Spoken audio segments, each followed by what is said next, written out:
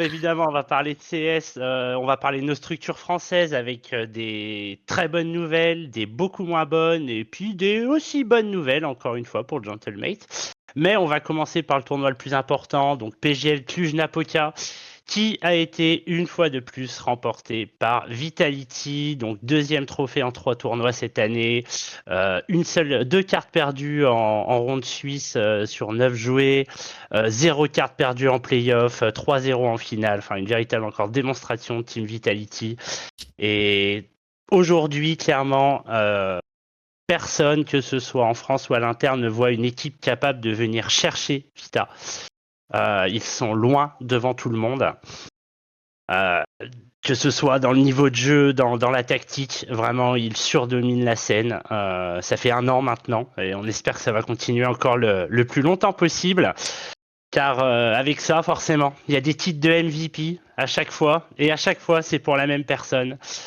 Encore une fois, ce sera Ziwo, MVP de ce tournoi. C'est son 30e MVP en carrière, auteur d'un event encore incroyable avec 1,39 de rating, des highlights en veux-tu, en voilà, notamment en finale où il fait un spray en faisant un flic à 180 degrés à l'AK où il prend 2 headshots. Enfin, des actions qui n'existent que dans le monde de Ziwo, qui ne joue pas au même jeu que les autres, très clairement.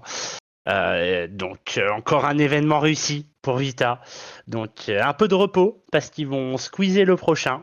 Et donc ils seront de retour un petit peu plus tard au mois de mars à Rotterdam, si je dis pas de bêtises. Et ils squeezent la Pro League pour s'accorder, je pense, un peu de respiration bien méritée pour cette équipe.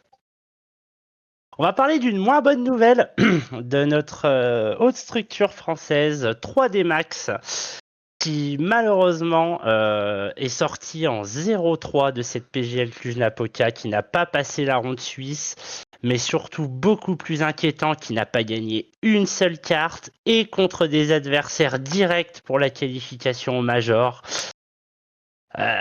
Ce qu'on a vu sur le serveur, c'était vraiment pas beau. Très peu de cohésion d'équipe, vraiment inquiétant 3D Max. Donc ils sont même passés derrière Gentlemate au classement.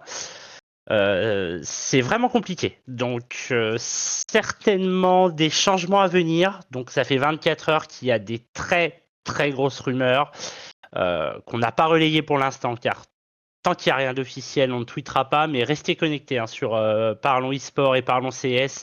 Il va y avoir du mouvement chez les démons français.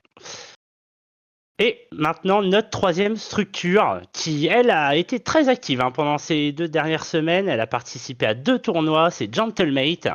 Un premier tournoi en Turquie à la Istanbul LAN que Gentlemate a remporté donc contre l'équipe d'Otu, qui est une équipe russe, qui a gagné 2-1. Qui leur a fait faire un bon saut au classement, donc pour la qualification au Major. Mais ils ont aussi participé à un deuxième tournoi ce week-end, qui était la Roman Imperium Cup. Mais ce coup-ci, ils se sont inclinés en finale contre ces mêmes O2. Voilà, c'était une revanche, un rematch.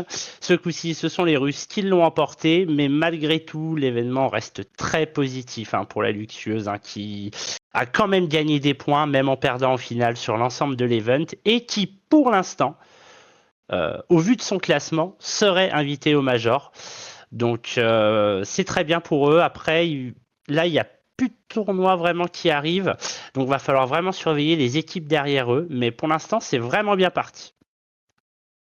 Et je ne pouvais pas terminer cette chronique sans parler du petit événement que nous avons eu quand même cette semaine. Où ça en a parlé, que ce soit en France ou même à l'Inter. Mais voilà, Ziwo a fait la une de l'équipe. Donc c'est quelque chose qui n'est pas très fréquent, car seul Caliste l'avait fait avant lui. Une de l'équipe, donc c'est vraiment une consécration, parce que c'est un monstre de l'e-sport, même si c'est quelqu'un d'extrêmement discret. Et ça montre aussi que l'e-sport devient de plus en plus populaire et aussi que le public se rajeunit. Car maintenant, même à 40 ans, on peut être passionné d'e-sport et lire l'équipe. Donc ça, c'est vraiment trop, trop cool.